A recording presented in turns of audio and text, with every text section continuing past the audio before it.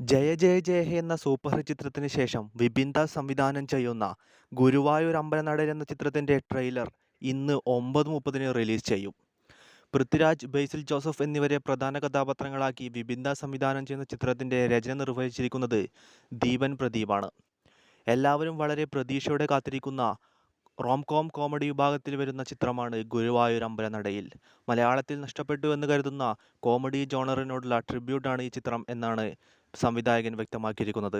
എന്തായാലും ചിത്രത്തിൻ്റെ ട്രെയിലർ ഇന്ന് 9:30-ന് റിലീസ് ചെയ്യപ്പെടുകയാണ്. പൃഥ്വിരാജ് പ്രൊഡക്ഷൻ്റെ ബാനറിൽ സുപ്രിയ മേനോനാണ് ചിത്രം പ്രൊഡ്യൂസ് ചെയ്യുന്നത്. പൃഥ്വിരാജിനെ കൂടാതെ ബേസിൽ ജോസഫ്, അനശ്വര രാജൻ, നിഖില വിമൽ എന്നിവരാണ് പ്രധാന കഥാപാത്രത്തിനെത്തുന്നത്.